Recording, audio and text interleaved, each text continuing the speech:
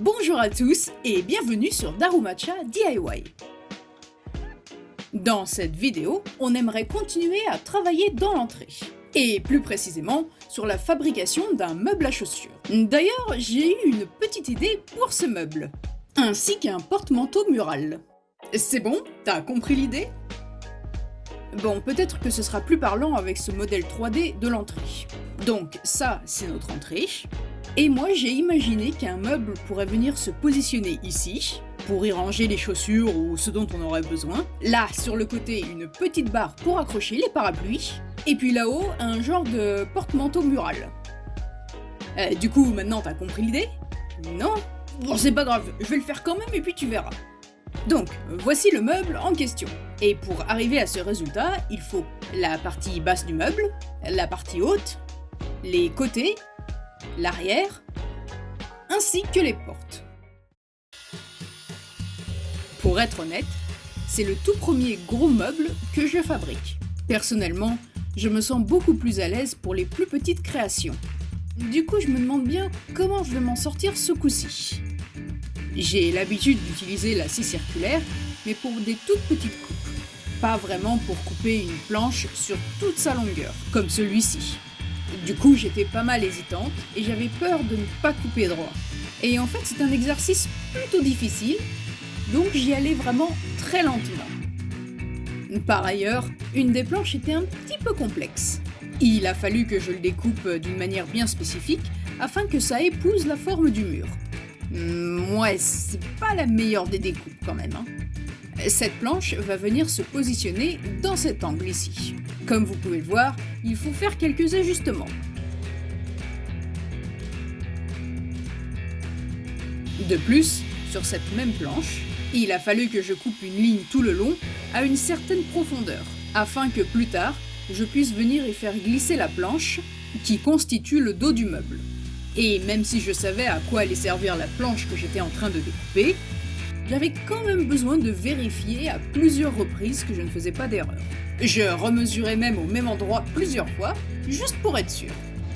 Comme je l'ai mentionné plus tôt, la fabrication des gros meubles, ce n'est pas vraiment mon truc. Moi, je préfère vraiment la création des petits meubles. Mais ici, j'avais envie de me lancer un défi. Et l'une des raisons à cela, c'est parce que mon grand-père paternel était un menuisier professionnel. On m'a souvent raconté de nombreuses histoires sur les différents mobiliers qu'il avait créés.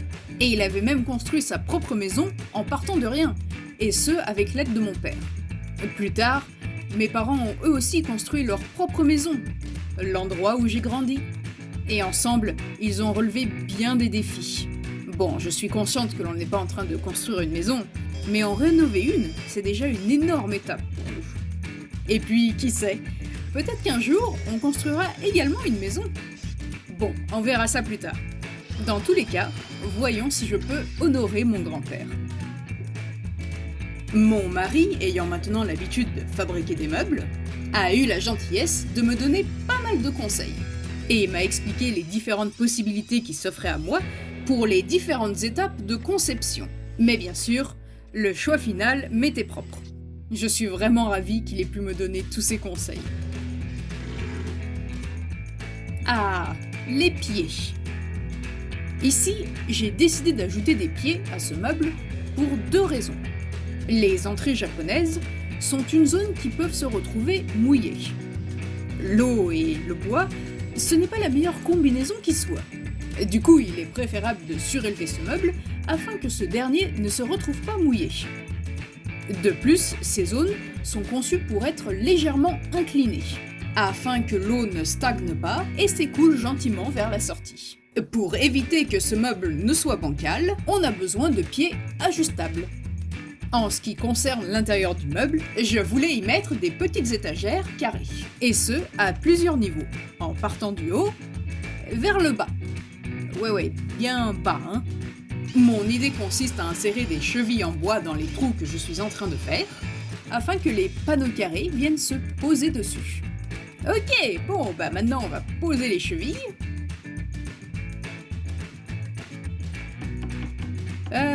Par contre, je pense que je vais lui demander de me filer un coup de main. Oui, parce que bon, il y en a 80 à faire, hein. Ah, bah ça en fait pas mal. Et tant qu'on y est, on n'oublie pas de reboucher les trous en dessous du meuble.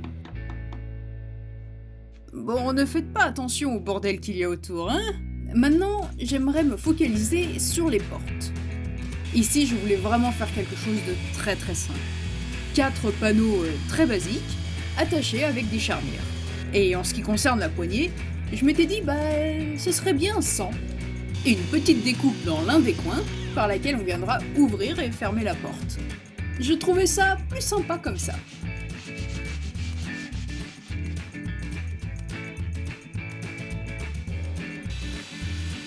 En ce qui concerne le dos de ce meuble à chaussures, j'ai décidé d'utiliser un panneau d'une épaisseur de 3 mm, ce qui sera amplement suffisant. Et il ne reste plus qu'à venir faire coulisser le panneau. On retire l'excès de colle.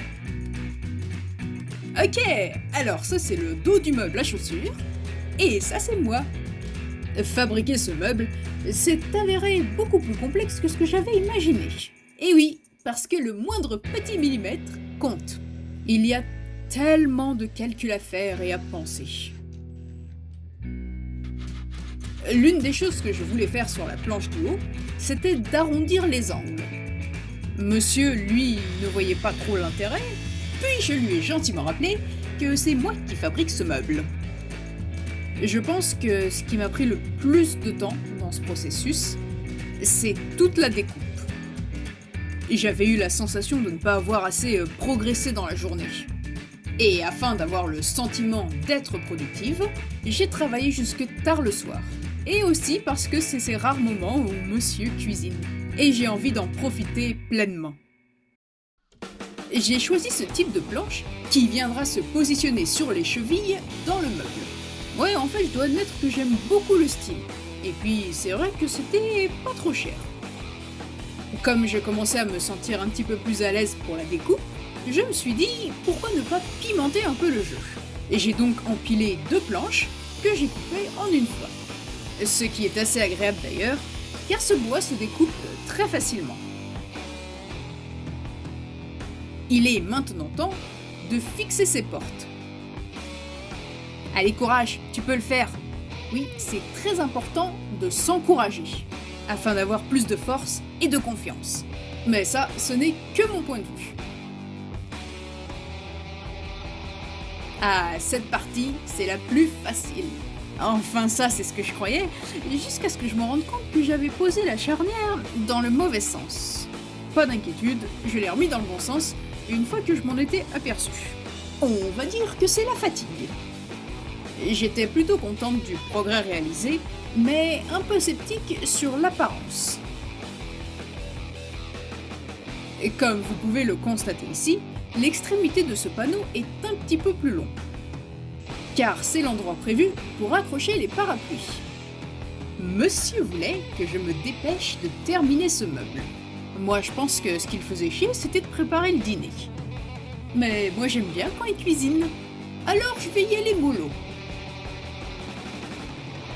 Ah, le 3e jour, et on en a presque fini. La dernière chose qu'il manque à ce meuble, ce sont les loquets.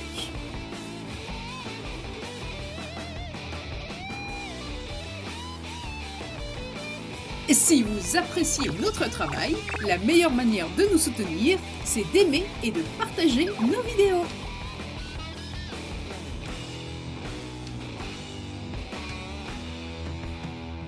Il est temps de poser ce meuble à sa future place. Je dois dire que c'est assez lourd. Ok, c'est pas trop mal. Et il nous faut encore ajuster les pieds, parce que n'oublions pas que cette zone est inclinée. Et bien sûr de déposer les panneaux à l'intérieur du meuble.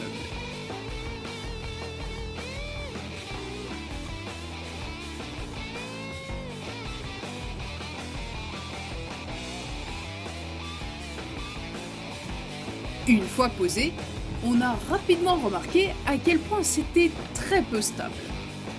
Du coup, pour remédier à ce petit problème, on a attaché 2 petits morceaux de bois à l'arrière de ces panneaux. Et je confirme, c'est beaucoup plus stable maintenant. Et voilà, on en a enfin terminé avec le meuble à chaussures.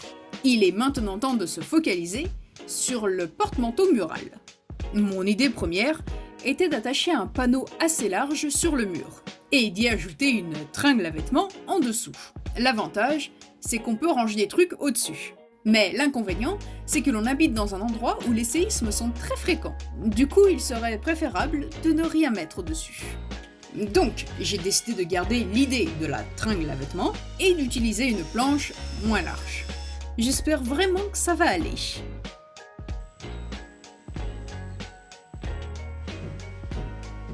On rebouche les trous. Ok, maintenant la tringle. L'entrée n'étant pas très spacieuse, je ne voulais pas mettre un énorme meuble fermé sur le côté. Plutôt quelque chose d'ouvert, qui respire, pour ne pas se sentir étouffé. Tiens, j'ai trouvé cet outil dans les magasins à 1 €. Apparemment, ça sert à découper très facilement ce genre de barre. Il suffit juste de bien serrer et de tourner constamment.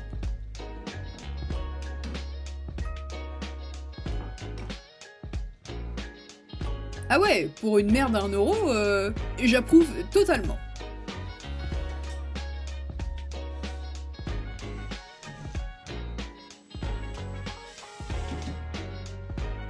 Ok.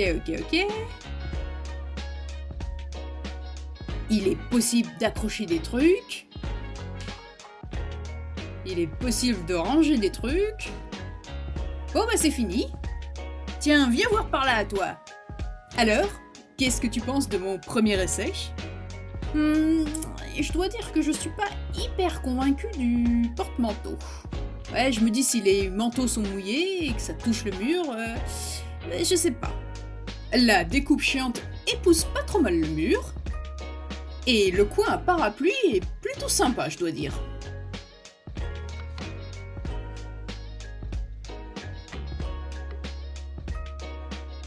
En tout cas, ça fonctionne plutôt bien.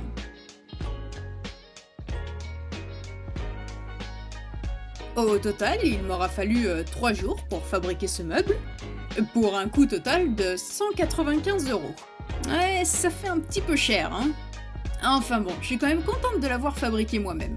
Et d'ailleurs, je me demande bien ce que mon grand-père en aurait pensé. Je suis sûre qu'il aurait adoré. Dans un prochain épisode, un petit coup de spray. Il est temps de peindre cette porte. Une toute nouvelle serrure, un petit peu originale. On change de nouveau la lampe extérieure. Enfin bon, vous en saurez plus la semaine prochaine. En attendant, prenez soin de vous.